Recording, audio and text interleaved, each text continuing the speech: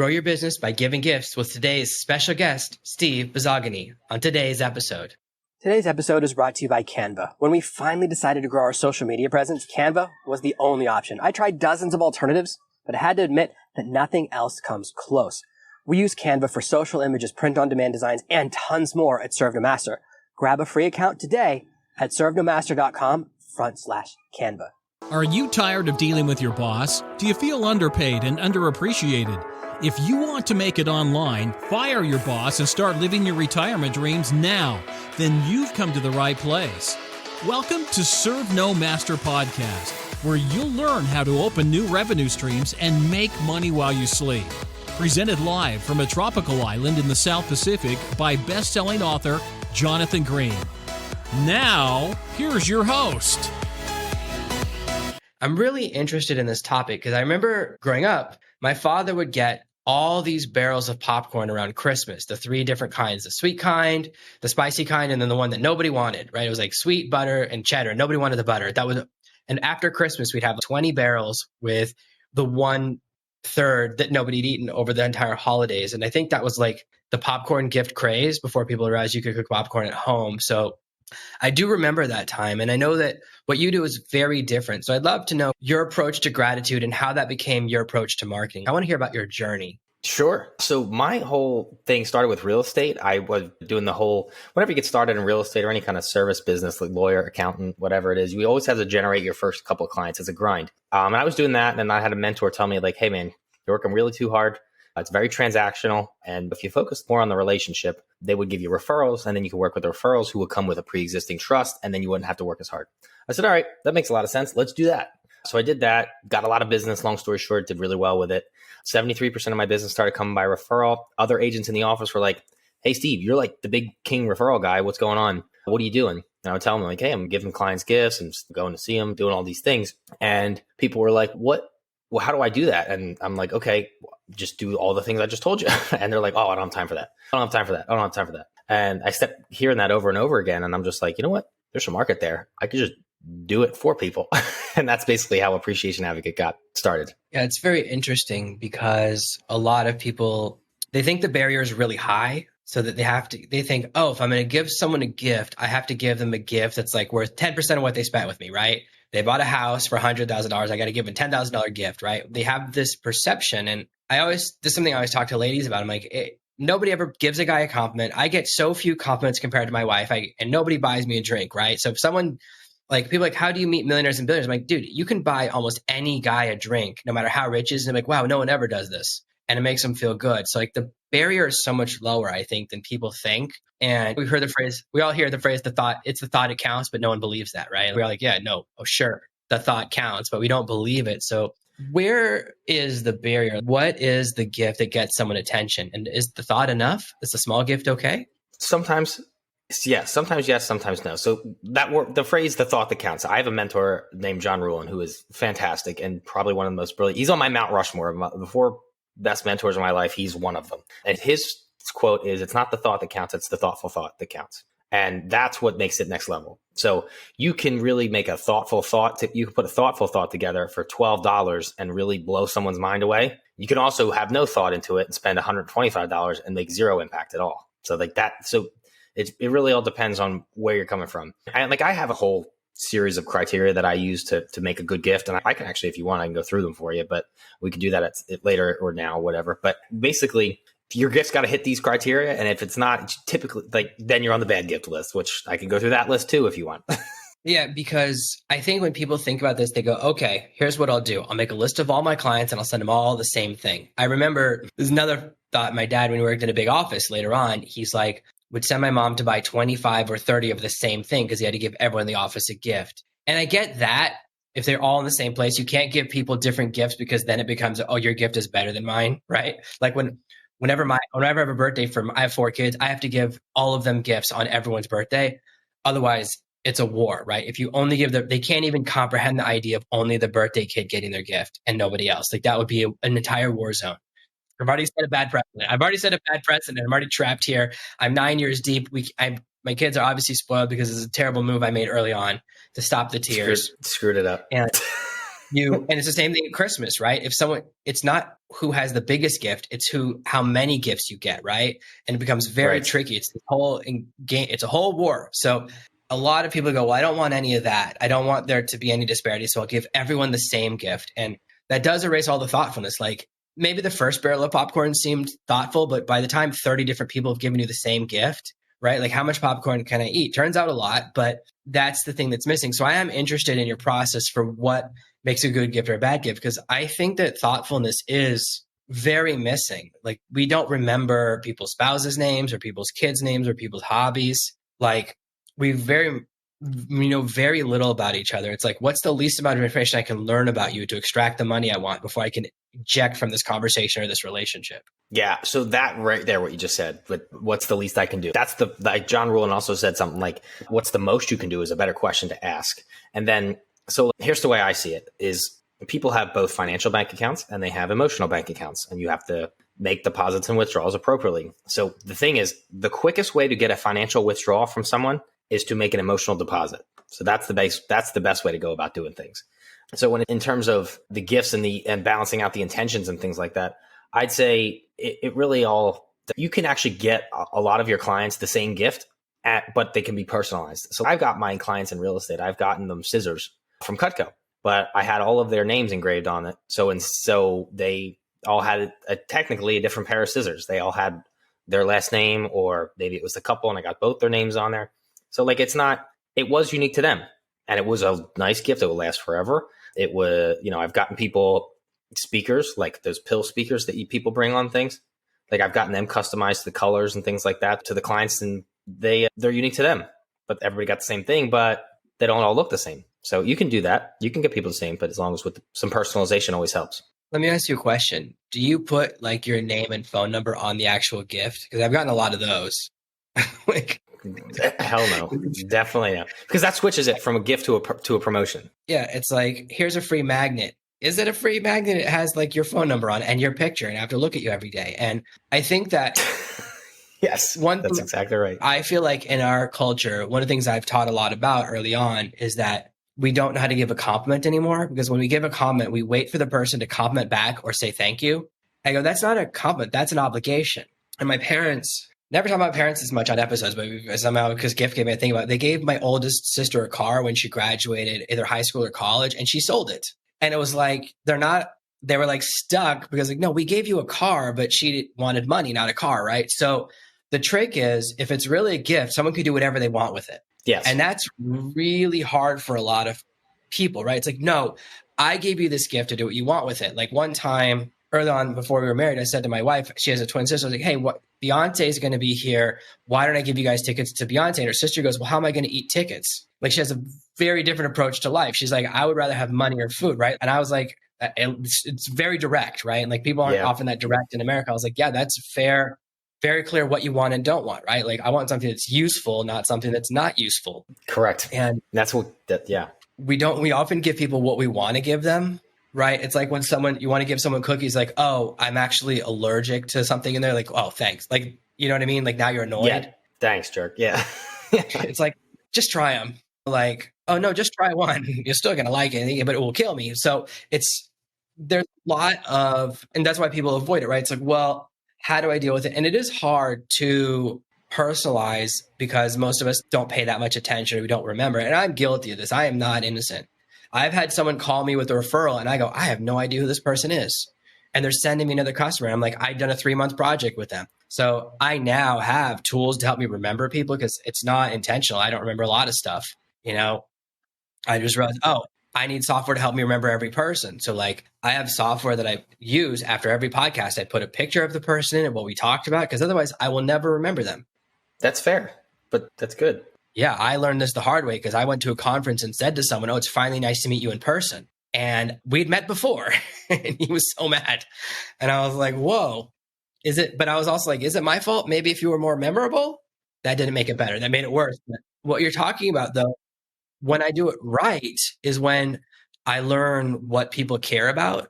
And then I can remember that. I try to learn one thing about each person, like what matters to them. Like I'm in business with some people that like, they want to go out drinking. And that's like what they do at conferences. And other people are like, hey, I'm married. I'm super religious. I would never do that. And they want something completely different. And I remember I told this guy, I said, hey, this is someone really big deal in our industry. We've done a project that'll introduce you. And he walks up to the guy, he goes, hey. And I said, talk to him about your getting married and your fiance. Talk about your relationship because that's all he cares about. He walks to the guy, goes, hey, we're having a party. We're going to have models. We're going to have tequila everywhere. You got to come. And I was like, that guy's never talking to you again, you dummy. Because you said the three things that really bother. This is the guy who got married in college, had his first kid by 20, and like that's his lifestyle. And that's fine. But if you don't pay attention to people, you can give them a gift or invite them to something that actually does the opposite result because you haven't paid any attention. And I told the guy what to say and he ignored me. And I was like, well, you just burned that bridge. Yeah. So that's the thing, that a lot of people do give the gifts and it's about them instead of the receiver. A real gift is about the receiver, not the giver, because then it becomes a promotion or whatever it is, or an obligation or a manipulation. And that's, it's got to be no strings attached. That's so hard for people though, because I know. So there's this, I've lived in a lot of countries. When I lived in Japan, when you give someone a gift, they take it home. They don't open it in front of you. And smart. I think it's so smart because how many times have I had one of my siblings open a gift for me and the look on their face tells me they hate it? Like one time I bought my younger sister a dress. Don't buy clothes for your sibling. Don't buy clothes for your sibling, especially a girl. Terrible mistake. She hated it so much. Fastest return I've ever seen.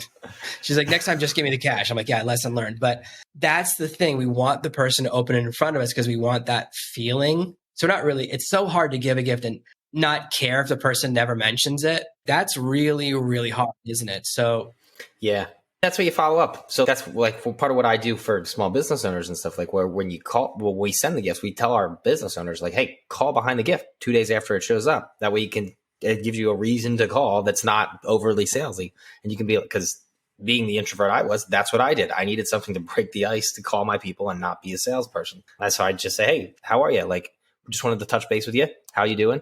I sent you a gift because I appreciate you guys for being in my business and helping me put food on my table for my family. I just wanted to make sure you guys got the gift. And they're like, oh my God, Steve, this is the greatest thing ever. Oh my God, you're great. And it was never, and then like, by the way, because they know you're a realtor or they know you're an accountant or whatever, or a small business owner of any kind, they're always going to ask, so how's business? And now it becomes an organic conversation versus, so do you know anybody else? So do you know anyone else in insurance? Do you know anyone else who needs a good accountant? You know what I mean? Like, do you know anyone else who's going to be moving and needs a realtor? But it's not as organic anymore when you're calling just for that. And then they also feel like, oh, you just called me because you wanted to see if I knew anyone, versus like you called to check on the gift. That's why you called. Interesting. I like that. Yeah. Let's talk about bad gifts. I'm more interested in that, like the things people get wrong. Because I think we always see on like the sitcom where someone gives them, it's a picture frame and they look inside, it's a picture of themselves. It's like, why would I want a picture of you? But that's what every single real estate agent does. That's what every single person who sells cars does. It's like, I could go down the real estate. How many pictures of you do I need? And it's the same thing as like every pharmaceutical company just gives you pens with the name of their drug and their name on it, right? It's like, yes. And you've seen, because I know there's a lot of these companies that like do corporate gifts and every gift is like, put your brand name on it. And I get it. There's something like you want your name out there, but that's not really a gift. Now, if it's really useful, sometimes people give away something useful. If you give me like a sweet pocket knife, that could be something I keep for a long time, right? Or one of those cool wallets that like blocks radiation and makes you live forever. Maybe someone will keep that around for a long time. One of my friends got one of those and like he's been using it for 3 years as a gift. But most of the times it's like, oh, here's a pen that's going to break in 2 weeks and things like that. And it does maybe keep you top of mind for a while. But I think those have like a short shelf life, right? It's like how many USB sticks don't last very long because like, oh, this one's 10 megabytes. Who would still have one of those, right? Because it's constant changing of what works. So what else constitutes a bad gift? Like what's some of the worst gifts you've seen? That's what I want to hear about, the magic. So some people actually, believe it or not, think that the thank you email, like to say thank you for your business, is like a gift. And it's like, guys, that's just the end of a purchase transaction. That's not actually a gesture from saying thank you. So that's one, which is awful. Then there's the bottle of champagne. Like this is a bottle of champagne. This is a stereotypical realtor gift. And I can say that because I'm a former realtor. So like I'm allowed to make fun of real estate. We love you. But anyway, bottle of champagne, food item, anything that makes one impression. We call them fart in the wind gifts. So basically it makes one impression and poof, gone. So that's why bottle champagne, food, anything like that, alcohol, no good.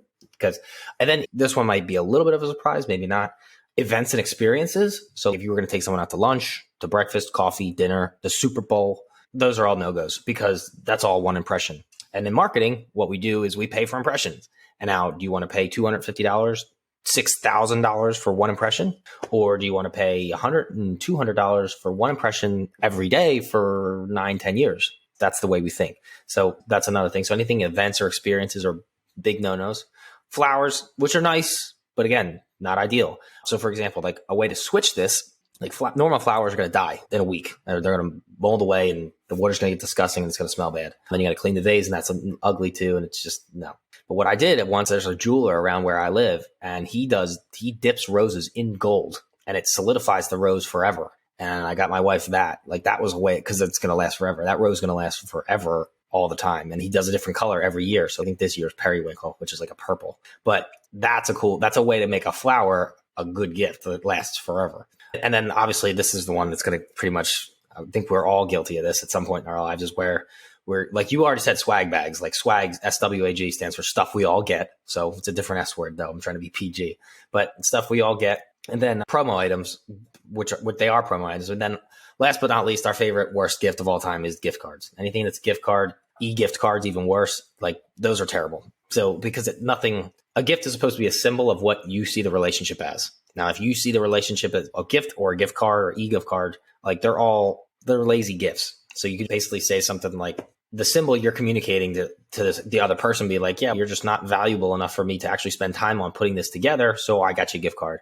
Here, now you go shop. It's like run along, Junior, get yourself something nice. And it's like, that the impression that makes is not a good one. One, it only makes one impression, but two, it's that you basically communicated to that person you didn't have time for them to put real thought into it. And that's the problem. Yeah, I think that's very interesting because when we think about the gifts, when we hear about corporate gifts or business gifts, the thing, you basically list all the things that are recommended. Like if you don't go, now it used to be popcorn, now it's like a food basket, right? And it's like there's these huge companies that are doing massive volume and I couldn't tell you a single person that had ever sent us a food gift. I'm thinking about it, right? Like the idea of something that will be around or lasting. Like now you talk about scissors and things. Do you think usefulness is a big part of a good gift? Oh, massive. So I got these things really cool actually over here. There's these wine bottle openers, but they're like custom wine bottle openers, really cool things called cork pops. And you get them engraved with people's names on them. And they can open a bottle of wine in a quarter of a second. It's just you pull the whole cork out versus like the whole corkscrew thing where you're doing all that. And it's actually a bit of a show. Like I had a client in real estate where she would say, Steve, every time I got my friends and family over, I cannot wait to open a bottle of wine with them. I show them your gift and they come over and it's like this big show and they're all like, oh my God. And then I tell them that you got it for me. And then of course I get referrals. So because of this freaking $17 cork pop thing. So that's the... And it has her name on it, not yours, right? Yes, exactly. Definitely not mine because nobody wants anything with my name on it. It's not a promotional item. It's about her and her experience with it. Okay. All right. I like that. What else? So you talked about longevity, something that gets multiple touches or they'll see or use multiple times. I did think when you talked about the roses dipped in gold, I was like, wow, he's giving his clients roses, but it makes more sense to give that to your wife. I like that idea. No, that was my fault. Yeah, that was definitely a wife gift. Yeah, like it's so sweet. I wouldn't know if a business partner gave me a golden rose. I was like, I don't know what this means. Like, yeah, depends. Maybe it's a flower shop or something. I don't know. It depends on what kind of small business we're serving. Or if it was like a flower shop doing it for their clients, maybe it would make sense. Yeah, that does make sense. Yeah, I'm not giving it to my clients because I'm not a flower person mostly.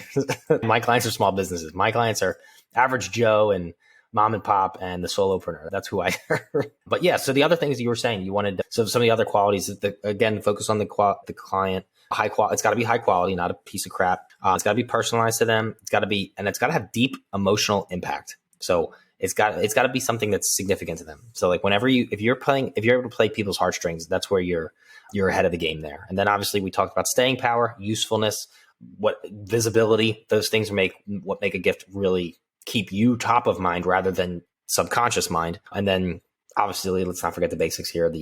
Let's build a connection where, put a personal note in there, put a video, something that or show up in person and give it to them, but make the connection. So when you send a gift, you don't send it directly from the manufacturer to the person. It comes to you and then you resend it? Yeah, it comes to us and then we dress it all up, make it look really fancy, like nice wrapping paper, bows, what do you call it? Stuff, crinkle paper. And we put, and then flowers and some of them, if they're a flower company, we'll have like some kind of like we want the gift when it's opened to be an experience, not just like, oh, look, another cardboard box from Amazon that I got to cut the tape and go through that, oh, cool, whatever this is. But like when it's wrapped and it's got a bow on it, and it's dressed up nice and it's wrapped professionally, and it's not like, you should see the first package I ever sent. God, it was terrible. Absolutely horrible. Showed up in 3 pieces. You're bringing up something that a lot of people don't think about, which is presentation. It's more important than the gift. Yeah, because I don't know about you, but I had a friend who gave his wife an engagement ring from Tiffany's, and the first thing she said is, well, where's the box? And like, whoa, that's like, it's important, right? A Tiffany's box is like a whole thing. I didn't know that either. I wouldn't have known, but there are certain things that like, and that's one of the things that really matters. Like, oh, where's the box for this? I'm like, the ring was a lot more expensive than the box. Yeah, but the box like really matters in the presentation, even though the way you give it initially, there's no box, right? And we don't think about that, right? And they get the box, and like even worse is if you're sending from Amazon and it gets matched with something else they ordered. So it's like they just put their order and your gift in a box. I could see that happening. So that's very interesting because it's the small things we don't think about that make the biggest difference. And they do. Yep. 1,000%. Most people think it's all about the cost. Like cost is the name of the game. And you're right. If someone gave me, the thing is, if like they gave me and my wife, like let's say it's a really expensive bottle of champagne, like it's more expensive than we would normally spend, then we would just save it and never use it. So it's even worse. The experience doesn't happen. Correct. And then experiences is like, I don't know if this has ever happened to you where you say to someone like, hey, I got 2 tickets to the football game, and they go, great, I'll take my wife. And you're like, you don't even get to be there for the experience. Like you mess it up. Like those are, or it's bad. Like I once in college took a girl. I was like, oh, let's go see The Messenger. It's about a woman who's like a leader, like Joan of Arc. I forgot how Joan of Arc life ends, right? This movie has more violence than Braveheart. In the middle of the movie, someone's foot gets cut off and rolls right in front of the camera. And I go, oh, I'm never seeing this girl again. This is over. This movie tanked me. So should have done a little more research. Yeah. Well, I don't like this for dates is I don't like anything where there's something outside my control that could make it worse. Right. And so many things can go wrong in a restaurant or a game. Your team loses. All they remember, oh, you brought me to the Super Bowl where my team lost. And it's not your fault. And they have a bad memory. All of these things can happen. So I get why experiences are a bad idea. And I think about like, my kid's school had a silent auction where you could win all of these different experiences, like this hotel, that hotel, because we live on an island where it's all hotels. And I was like, these are bad because I remember as a childhood, right? You win the silent auction experience and then you never even do it. Like you never go skeet shooting or white water rafting, right? You win this prize and then like you don't actually want to do it. And that's like the problem with the experiences. It's like, they don't really want to go or something can happen. So I get like the outside thing and I get the presentation matters. What else is like important when planning your gift? Because I think that the hardest part of what you said is like making it personal. I think that's a real struggle for you because someone's like, well, I don't know enough about my past clients. So let's talk about that specific story. I'm thinking about me, right? I'm thinking, okay, what if I go to my top clients that I've worked with over the past few years. I don't know I'd have to look to see from when they bought me if I have their address and things like that. Because I get the message. Sometimes someone, I don't know if this happened to you, someone will send me an email like, hey, what's your address? I want to send you a gift. And then it's a t-shirt with their company brand on it. And it's a massive inconvenience for me because I have a P.O. box in America. I don't live in America. I've lived abroad for 10 years. So it's a whole thing. But one person, they got my mom's address and they sent a sweet pair of AirPods. And she goes, I don't know what this company is, but these are sweet. Do what they want. I was like, it was the smartest thing anyone had ever done. She's like, I don't know what this thing they want you to promote is because it was like a product launch. And but these are sweet. So do it. And I was like, that's pretty smart. Like maybe I should just send gifts to everyone's moms because it certainly worked on her and it worked on me. I did the project because it was like the first time someone had sent me a gift that was useful and it wasn't branded. They actually thought they were sending them to my house. It was an accident. So it was sent to me, but my mom opened it thinking it was to her. And it was like, that's one of the few times like a gift has worked when I've received it.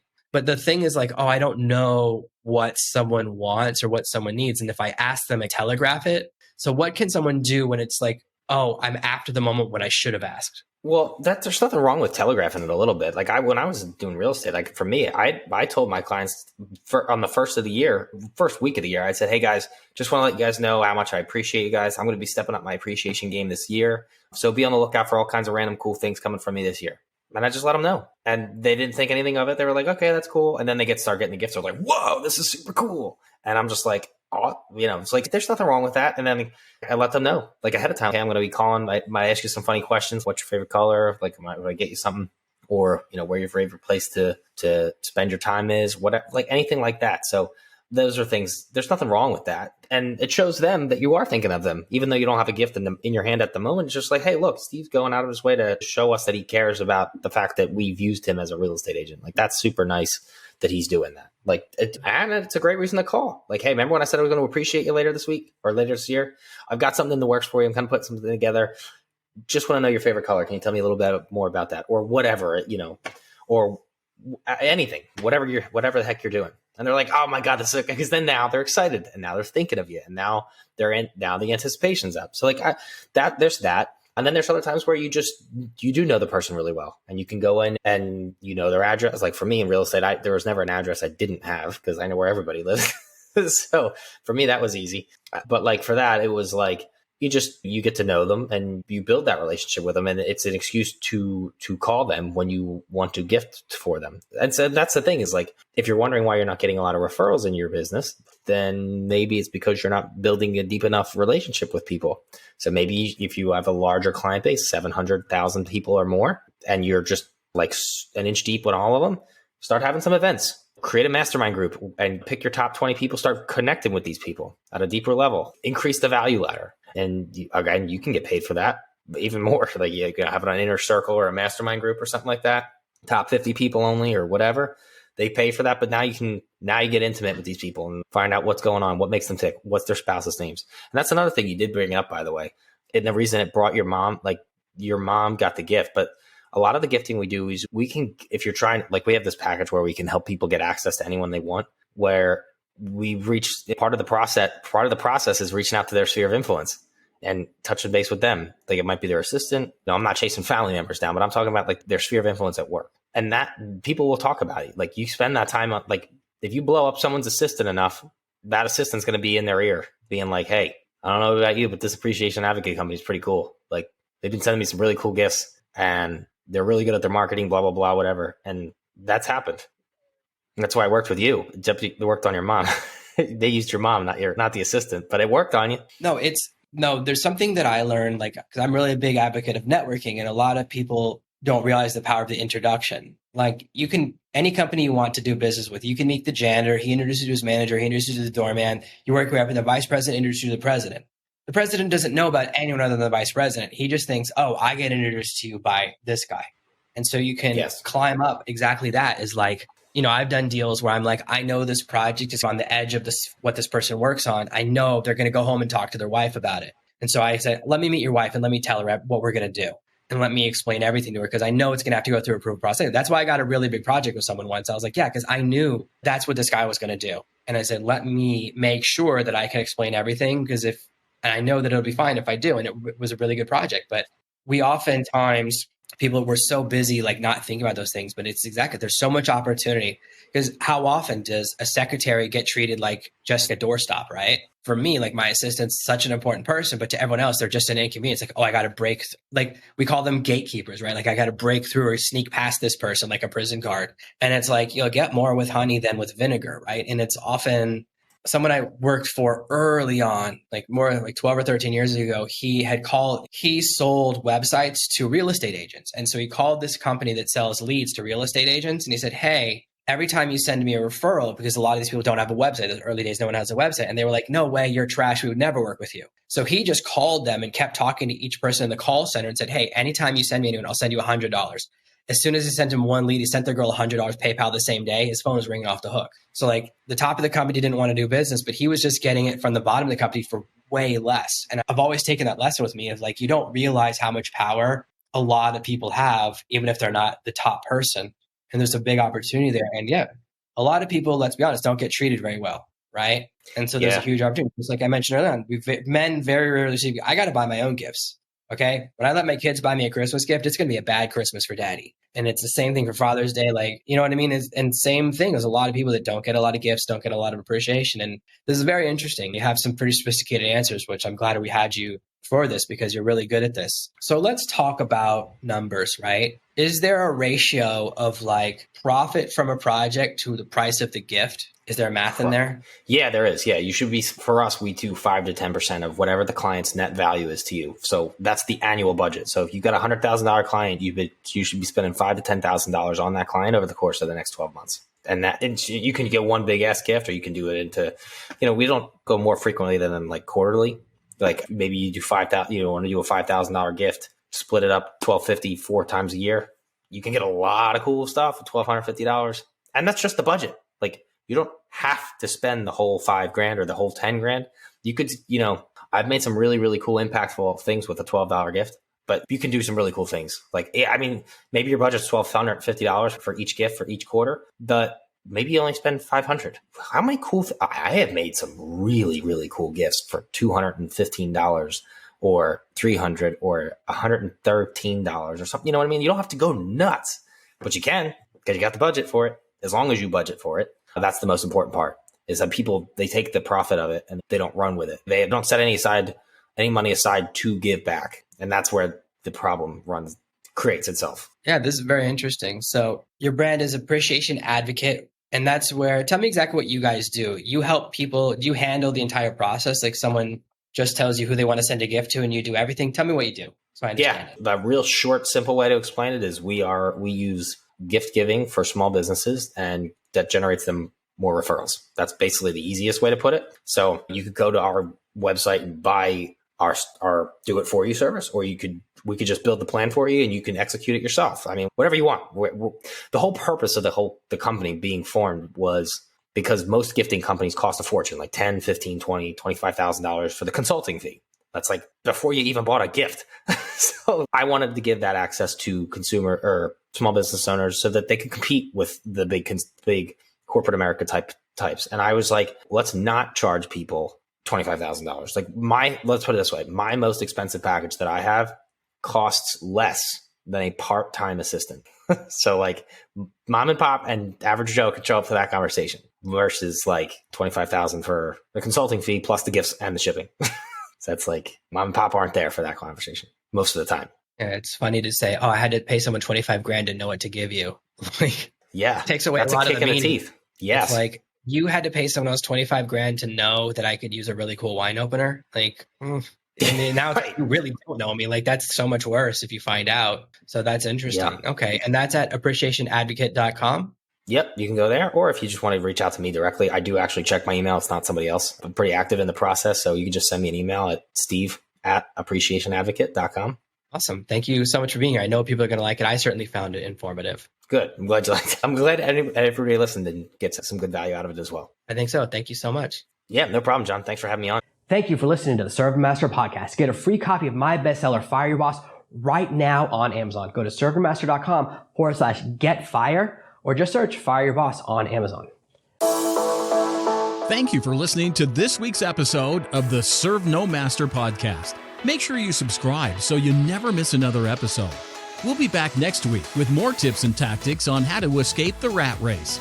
Please take a moment to leave a review at servenomaster.com/iTunes. It helps the show grow, and more listeners means more content for you.